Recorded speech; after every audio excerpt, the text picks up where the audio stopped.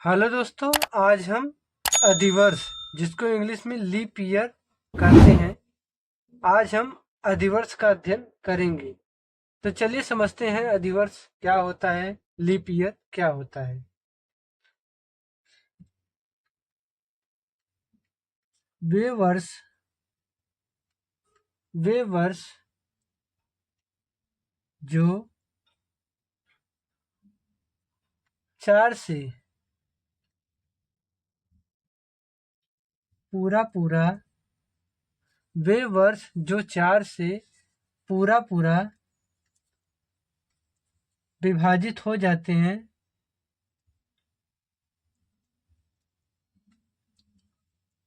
विभाजित हो जाते हैं विभाजित हो जाते हैं उन्हें उन्हें अधिवर्ष कहते हैं।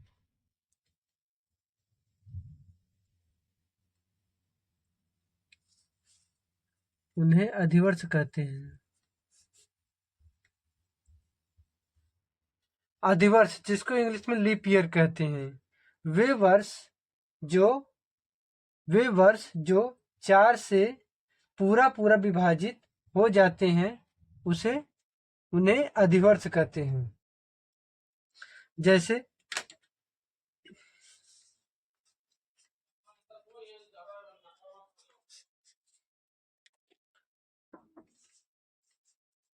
जैसे 2008 हो गया,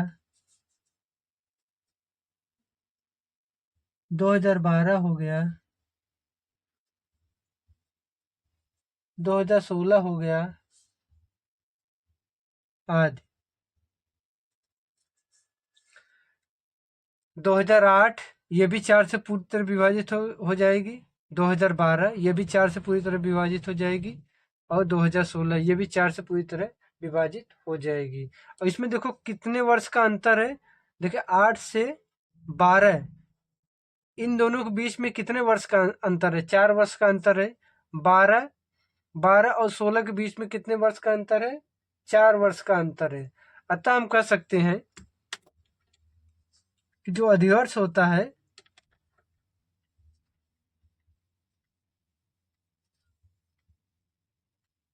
अधिवर्ष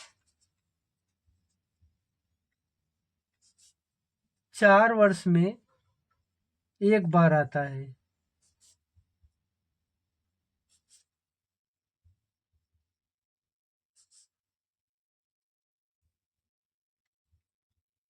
तो अधिवर्ष क्या होता है? 4 वर्ष में एक बार आता है।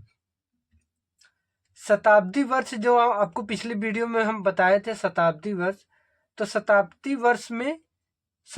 वर्ष में ही अधिवर्ष होता है। ठीक, शताब्दी वर्ष में ही अधिवर्ष होता है।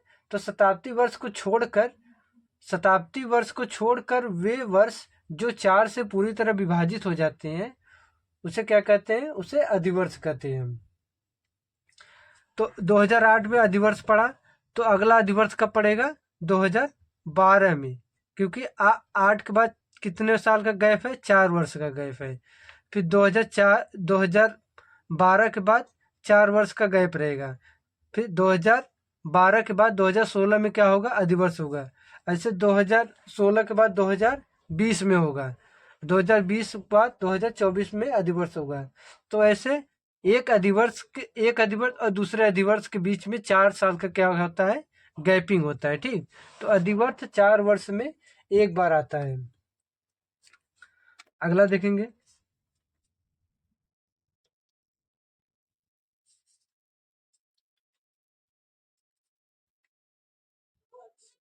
अधिवर्ष होने के कारण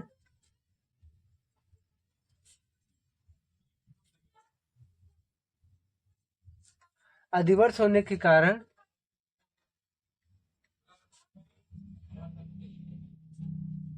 उस वर्ष की फरवरी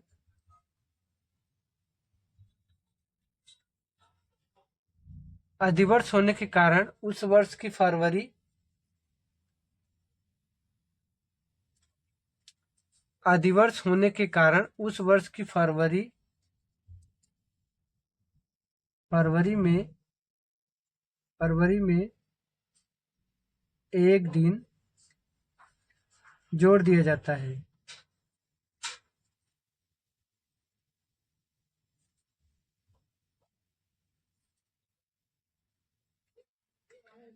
अधिवर्ष होने के कारण उस वर्ष की फरवरी में एक दिन जोड़ दिया जाता है, अर्थात अधिवर्ष में फरवरी महीने में 28 के बजाय 29 दिन होता है। ठीक, तो अधिवर्ष अधिवर्ष होने पर उस वर्ष की फरवरी में एक दिन जोड़ दिया जाता है, अर्थात इसमें 28 दिन के बजाय 29 दिन होता है।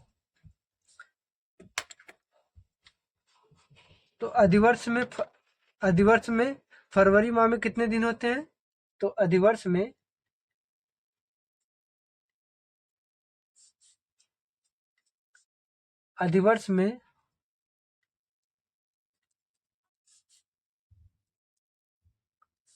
फरवरी माह में 28 दिन के बजाय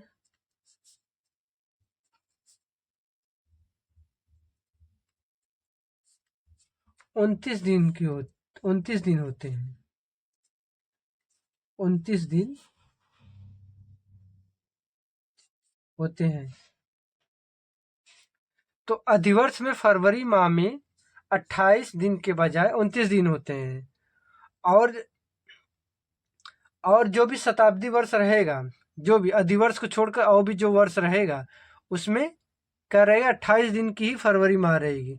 लेकिन जो अधिवर्ष रहेगा उसमें क्या रहेगा? फरवरी माह में 28 दिन के बजाय 29 दिन होते हैं।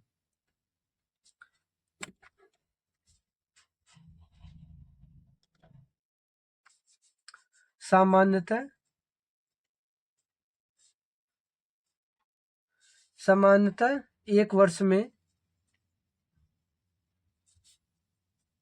365 दिन होते हैं।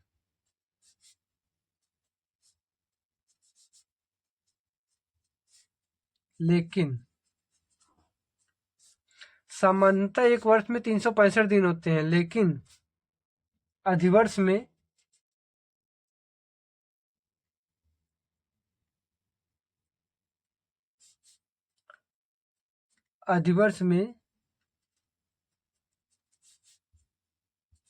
दिनों की संख्या